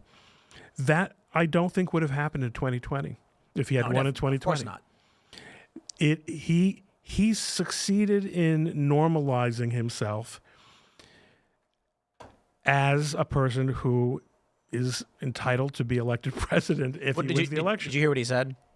When he did the press conference, he was like, in my first term, everybody was fighting me, and now they're all trying to be my friend. I guess my personality changed. I was like, wow. He was very calm when he said it. So if you can't beat him, join him. But I think it is true. He's kind of chilled a little bit. He was a bit more aggressive first time around, and now he's. Well, I also sense a real determination and focus on his part. He is so much more aware of how the game is played, and he is older, but he's what I see when I look at him is a guy who won't be fooled again. Yeah. The fact that he has had 4 years where he was kind of out in the wilderness is a big deal. He did learn a lot in the time that he was in office, of course, but it wouldn't be the same had he won directly after his first term. I think this actually is going to be better for America because of what he's determined to do, having him had the 4 years away than the results that he would get for America had he gotten a consecutive term. And there has been, the deep state and the cancer, the woke mind virus was given the opportunity to spread in a way that we would prefer that it hadn't. But we know where it is now. They came out shamelessly. Places in government and in other institutions, the universities have lost all credibility among normal people. They're now readily identifiable, and their contempt for the rest of us is open, and there's going to be a lot more popular support than there otherwise would have been. On this idea of Trump becoming normalized, I think this is in large part due to the fatigue of fear-mongering and how long that could last, 4 years, 8 years. And then it's like, what does Trump actually accomplish that is such a big threat to our country? They say he won't leave office, but he ends up leaving office. He's going to be a dictator. He's going to start World War III. He's going to pull us out of NATO. He's going to do this. He's going to take away your rights. When none of this comes to fruition, I think the populace naturally realizes that the threat that he's made out to be doesn't really exist. So, I think the actual challenge we have is finding our identity after a tremendous victory. The left may be so disheveled and lost in the Democratic Party, there's going to be a lot of infighting on the right over what the next moves should be. Yeah. That'll be interesting. I think that it is good that Donald Trump and the people that he has lined up have the incentive and have made it clear that they want to cut the government, because the way that the left has exerted a significant amount of control over the population is through the bureaucracy. If we can shrink the bureaucracy, if we can actually make significant cuts and make the bureaucracy significantly smaller and take the government out of people's lives on a daily basis, that could be a very, very good start to keeping the woke mind virus out of everybody's living room and bedroom and stuff like that. It's extremely exciting political times, because I think we're seeing a realignment in both the Republican and Democrat Party. Currently, the Republican Party is all MAGA, but we'll see if in a post-Trump world, anybody in the Republican Party will be able to coalesce the parties. And the future of the Democrat Party is really all over the place. It's whether or not they decide to go the leftist or more moderate route. There's other interests in the Democrat Party, but there are major realignments. We're also seeing, some extremes or fringes of both party kind of agreeing with the opposite side. So, for example, many leftists are agreeing with many of the libertarian types on the right. So it'll be interesting to see how this plays out in a decade, 2 decades, and how the parties realign in that way. Indeed. Let's go to Super Chats. If you haven't already, would you kindly smash that like button, share the show with everyone you know, and become a member over at timcast.com. My friends, it's Wednesday. We've got tomorrow here in the studio, and then Friday, of course, we are going to be flying out to Arizona for AmFest, for the final show of the year on stage in front of thousands of people. That's right. Shout out to Charlie Kirk and TPUSA for having us out for the 3rd year. They really go, they really do go above and beyond to get us on board and make the show possible. So I really do appreciate it, because it's exciting to be a part of. Exciting to be there. They have like the smoke come out and they introduce you as you walk on stage. There's a video playing. They really make you feel good, and it's going to be fun to be there. I might wear a jacket. A jacket? Yeah. Wow. Charlie Kirk is a potent political force. I foresee that guy running for president down the line. He's a very potent force in the Republican Party. That dude's got energy. He's got something going on. He's doing a lot of things right. Passion. Does. Smash that like button, my friends, and we're going to read your super chats. What do we got here? Robert Delacruz says, why is no one super chatting? But you, sir, did. So you were. Hal Gailey says, crime requires a victim. The left lane is for hurting the government's feelings. They love writing tickets for their butt hurt. All right, fine. I was driving in the left lane, committing no crimes, and I got pulled over, and I got a ticket. And you know what the ticket was for? Driving in the left lane. Yes. And not. Yep. I'm sorry that you got a ticket, but actually I'm happy that there are police out As there. a Jersey kid, you should have known better. I am not a Jersey kid. Aren't you from Jersey? Kid? No, I'm from Chicago. As a Chi Chicago, that's native. right. Chicago. No, I didn't do anything illegal, and this is why so many people. You did live in Jersey, though. I mean, Yeah.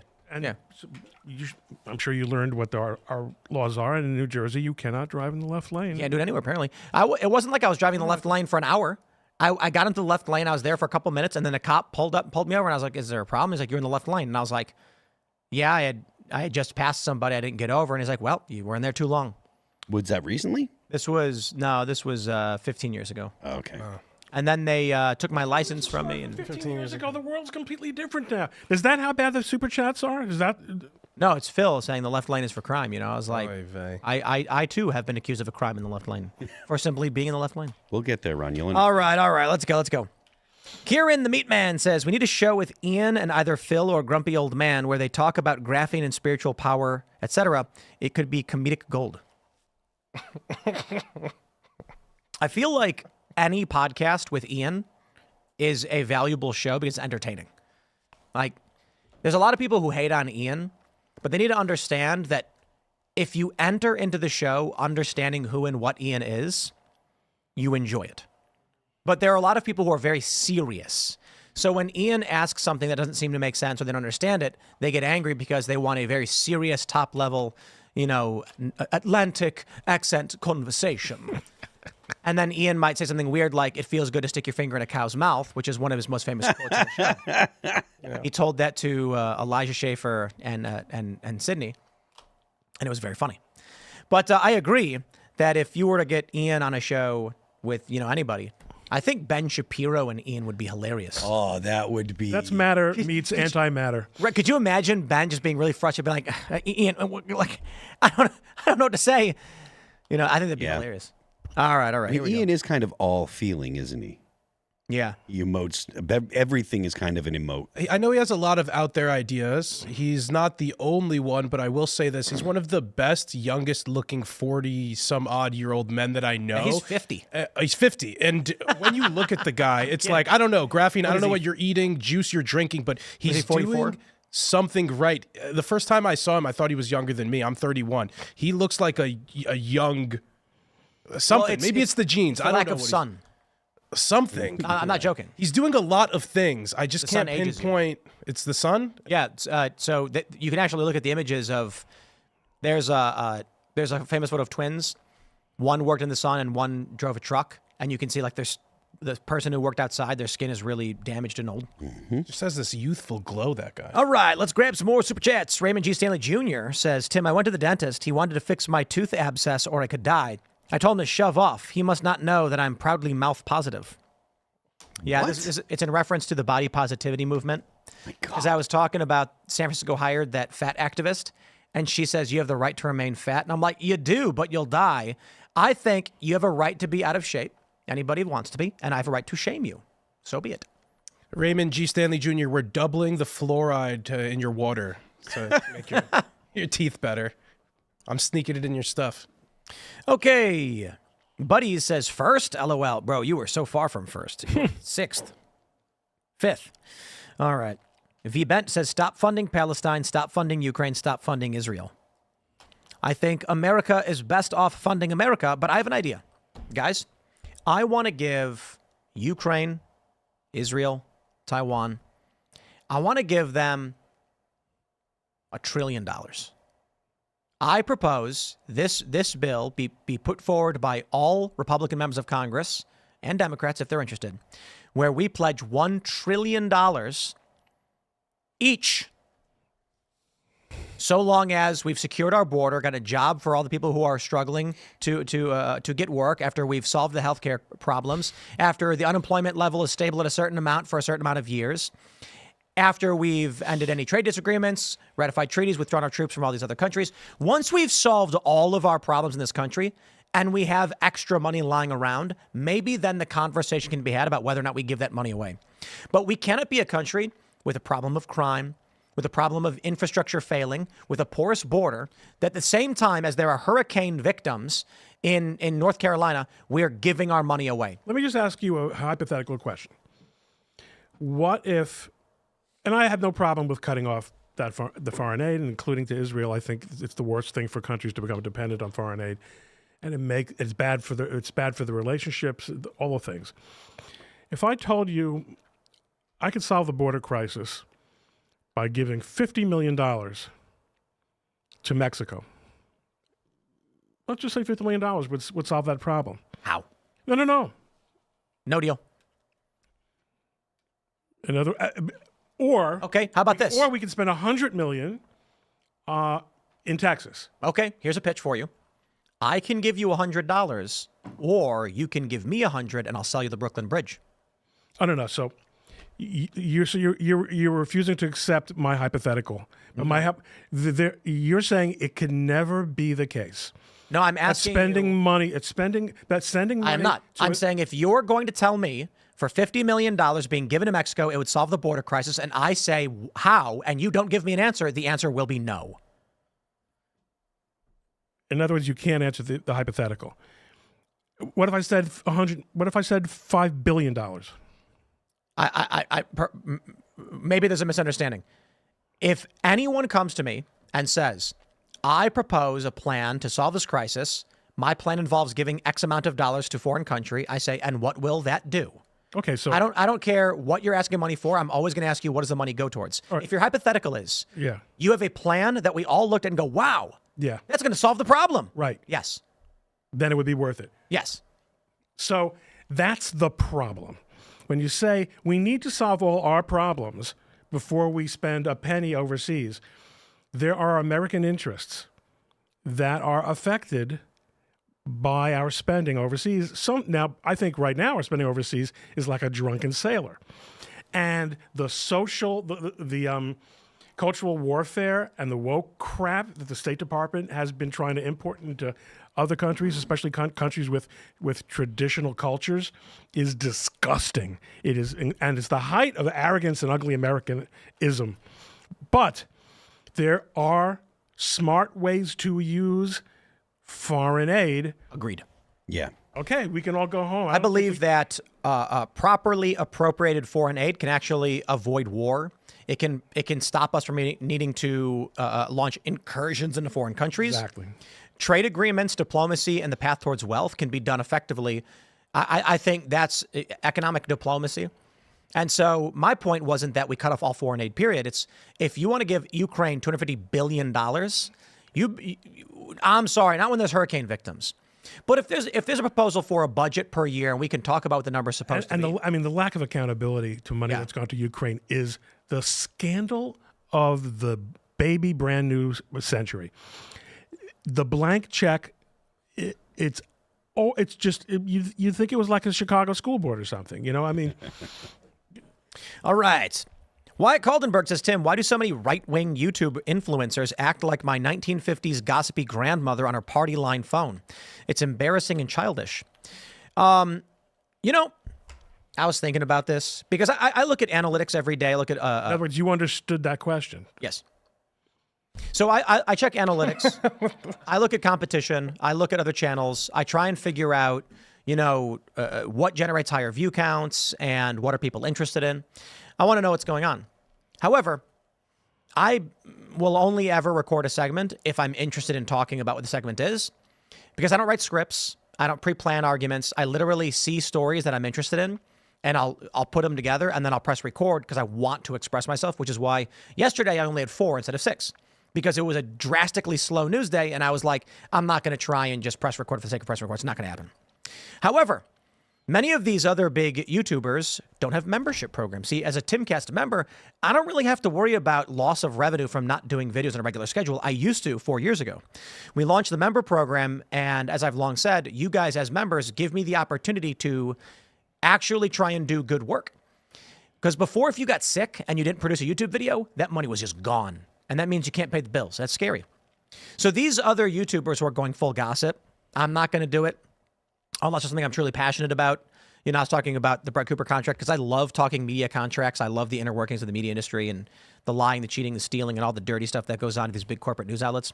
But a lot of these YouTubers on the right are now looking at the abject failures of the Democratic Party, and there's very little left to even talk about. Nancy Pelosi has been thwarted. Now, it's serious when she broke her hip because mortality rates for an 84-year-old who broke their hip, it's around 30% within a year. And that's terrifying. I hope Nancy will be okay, but, she's old. That's relevant, I think, we're talking about. But there's no longer this big conflict. There's no more the Democrats have tried to pull a fast one. No, they lost. They were crushed, just absolutely crushed. So for a lot of these influencers and YouTubers who built up a political brand, what are they going to talk about? That's why I think there's going to be identity crisis on the right. And you're going to start seeing people on the right choose their point, right? RFK. Everybody loves RFK Jr. Trump is winning. Now he's pro-choice. Why are we supporting this guy? Oh, because they won. Now they can open the door to the criticisms that won't hurt their chances in the White House. Attacking RFK Jr. before the election, you run the risk of hurting Trump. Trump's in, it's guaranteed. Now we're going to try and move RFK Jr. on the issue of abortion, which means right-wingers are going to start talking about right-wingers more often. The left is going to get a bunch of money from corporate interests, and in 6 to 8 months, they're going to invest heavily in these sophists, and they're going to come back with a vengeance. There you go. Maybe I'm wrong. I don't know. I hope I'm wrong. I hope the right just wins and everyone celebrates, and viewership on right-leaning channels has been way up. Viewership on left-leaning channels has been way down. Once you win... Not only viewership, subscriber. People are losing massive numbers of subscribers. On the left. Yeah. Yeah, on the right, not so much. If you look at, so I track this stuff because this is the industry. I love looking at what people are doing. And I looked at a bunch of conservative channels, and they have a slow growth since November. Very small growth on average. You'll see right-wing channels. Most leftist channels, after November, their view counts dropped by 40%. Their subscribers dropped by, 80%. And they're actually way down. It's kind of crazy. So that I have trouble understanding. Was it a coping mechanism, and now it no longer satisfies because they lost? And it was, why would you watch someone who's saying the same thing now that he said 6 weeks ago? Why were you watching him 6 weeks ago? Because you thought he was going to be right? Well, so there's a critique of David Pakman right now that I think is interesting, where Alina Habba had a mundane interview. It was boring. And Pakman got critiqued because he basically took this boring and mundane interview and then cut it and then spoke as if it was a shocking bad thing. Basically, like, imagine Donald Trump saying, today I'm going to go have McDonald's and then maybe see my family. And then you get a liberal going, Donald Trump, unhealthy, wasting time, taking the day off because there's nothing to complain about anymore. This is what they're doing. Yeah. Me, I'm just like, guys, it's sometimes okay just not to make the video, I guess. But I think a lot of these people are scared and desperate. I'm not as much so. Look, the other day, I was sitting here and I stayed way late and I'd exercise and I'm like sitting here like there's literally nothing. What we call these days granular. A lot of little stories, nothing really moves the needle. So what this is news outlets have little to write about, so they rewrite existing stories, and you get a whole bunch of stories that add like 2% of the information back into a story we already saw. And I'm like, okay. You know, back in the day, the BBC would famously run an image on the screen saying there is no news, and it would just show like the flag, the British flag. Really? I didn't know that, yeah. This is what I heard. But now it's like, no, you absolutely have to have news no matter what. Here we are. When I was a kid, you'd watch TV until they ran out of TV. And then there would be what they called a test pattern. Yes, that's right. I remember those 3 a.m. Boop. That was it. Or they would play the Star Spangled Banner. Yep. And that was Civilization's way of telling you it's time to This go. is the early 90s. Right. In the early 90s, you'd fall asleep with the TV on and wake up to the test pattern, just showing all the colors and static. I used to try and watch Tales from the Crypt when I was little, but it would come on at like 11, and I'd fall asleep at like 9 because I was like 7 or something. And then I just wake up to the or whatever, you know? Good times. Yeah. Back in the day. Go through the 6 channels that you could receive, and give up on the UHF and said, okay, I guess they're going to have to read the comics. All right. Grofty says, a chicken knows when to buck and when to hold the buck. Chicken City is... I'm telling you guys, chickencitylive.com. Because what you got to understand about Chicken City, it's ASMR. You're at work, right? Let's say you're on the 30th floor of some Manhattan skyscraper, and the only sound you hear is the hum of the air ventilation blowing over your head, and you're sitting there with bags under your eyes, doing another TPS report. Man, life. But then you look at your computer, and a light bulb appears. You type in chickencitylive.com, and the live stream pops up. And what do you hear? You hear rain, wind. You hear buck. And now you are in nature. And those noises are soothing to the human soul. And that, folks, is the story behind the merger, the acquisition of Timcast by Chicken City. Actually, people don't understand this. The parent company of Timcast is actually Chicken City. And I was difficult negotiations with Roberto, but ultimately he agreed. And our principal source of funding for everything we do is the chickens. Oh. The Super Chats from the Chicken City is about $800,000 per month in Super Chats just for the chickens. And they are fat and happy. It is passed through... So, Russian, I've said Soviet, Russian. No, it is Soviet. Yeah, they still exist. They're on the moon, though. But Trump set it up, because he's been a Soviet agent since the 80s. A Soviet asset. Indeed, he has. Still waiting for the P-tape. Amber Black says, is it bad I want the Groypers banned from X only because they're so freaking annoying? I mean... They're pretty annoying in the chat, too. Well, I did a poll, though. So don't worry. I did a poll on X, and I said Israel or Palestine. It's at 75% Israel, 25% Palestine, with 17,000 votes. 17,000 votes. So I love doing it. It's funny because... That was a few weeks ago, right? The poll? Oh, you literally just did it right now. You just did it... Oh, because you did that once before, though. Yes. And it always ends up with the same proportions of, large support for Israel. And I think it's funny because I didn't say anything. I didn't say who you support. I just literally posted Israel, Palestine. You click a button. Can you believe that you do a poll sometimes, and people think they're being really clever? Neither one. Yeah, right. I hate them both. Who cares? That's all there. Yep. Save yourself. Well, Michael Malice famously adds to all of his polls a question where it's like, I can't comprehend, choice. Choices. Yeah. Good. Call them out.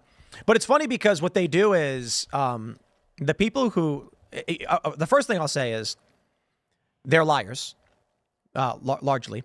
My position on Israel is largely like slightly positive. It's like I don't really know or care that much. I've been there before. It was all right.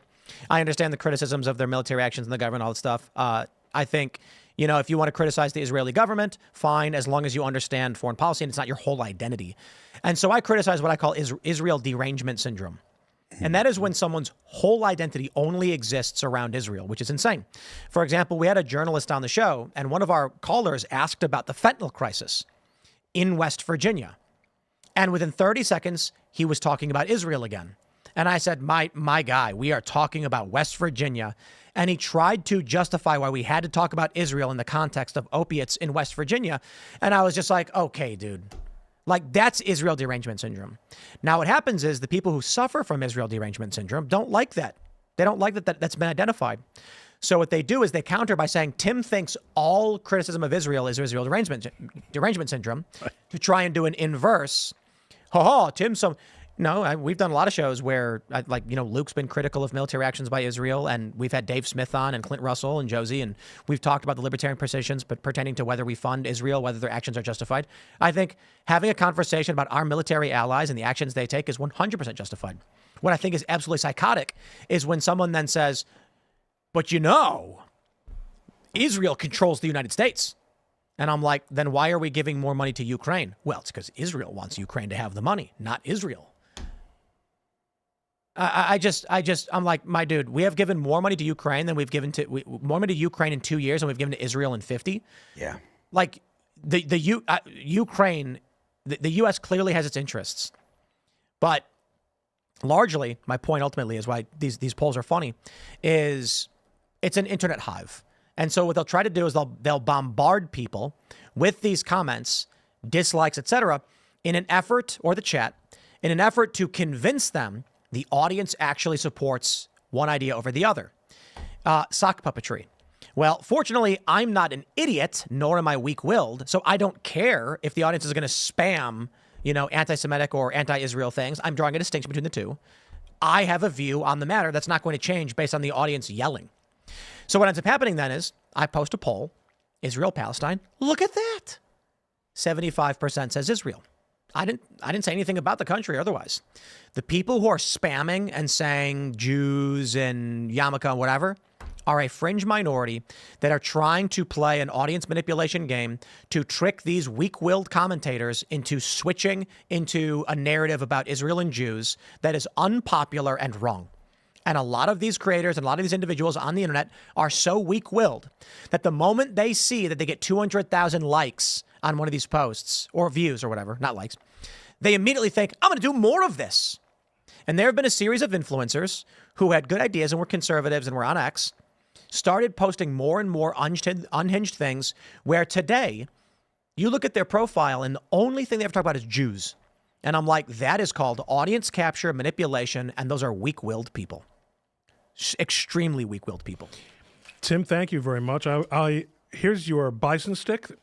Oh, thank you. And just make sure you sign the check before you go. Well, no, that was a bison stick performance. The check is, of course, for the entire episode. What people don't know is, while Chicken City is the parent company of Timcast IRL, it's funded by Mossad. Well, of course. Anyway, all right, let's go. Slavkai says, for every Hassan Piker they prop up, we'll have 2 Sam Hydes ready. Also, Tim, try to get Sam Hyde to do a culture war with Dave Landau. That would be hilarious. Heavens me. We are trying to do more with culture war, man on the street, on the ground stuff. So I actually did a video. It got like 45,000, 50,000 views, I think. Did pretty well. We just need to have them consistently rolling. So we'll figure that out. And I think it's going to be good. There's a lot to talk to the regular folk about. Originally, Timcast IRL was supposed to be that. I was going to do the stuff. Yeah, the idea was I would do the morning show, and then if I got done early, I built the van with solar panels and everything, and then I would go to say like a university and pull up a table and be like, let's talk about the news of the day. And the podcast was supposed to be in real life with regular people, but then COVID happened. So here we are instead in a studio show with recurring guests and things like that, which is the kind of the opposite of what it was supposed to be. That being said, though, we don't do any digital interviews, so it is. Well, I'm glad you explained that, because I've been on Timcast in real life, I think 4 or 5 times now. Yeah. And every time I come here, I'm wondering where the real life part is. Well, we're sitting here in front of each other. Yes, and for us, it's real life. Yes. But none of these people realize that just as the moon landing was an elaborate hoax, we've all been in bed for hours. We're actually in Tel Aviv right now. But of course, I thought that the moon landing was actually when they installed the space laser, the Jewish space laser. Well, the reason why when you look out the windows you can see metal framing is because we're actually in a soundstage. Yep. In Israel. In the undivided capital of Jerusalem. which you can, by the way, if you climb up to the top, you can see West Virginia from here because the Earth is flat. That's right. Yeah. And we have a telescope. Just, no, what's the single one called? A monoscope? That's not what No, it's called. a telescope and a binoculars, so it is a telescope. It is a telescope? Yeah. Oh, okay. Like the thing the pirates would use when they go like that? That was still just a telescope? Yeah. Oh, okay. Well, there you go. Telescope. You can see. Spyglass. Did you guys see the flat earthers went to Antarctica and discovered the Earth was round? That was epic. And the guy was. That's a lot of traveling to figure out that the Earth's round.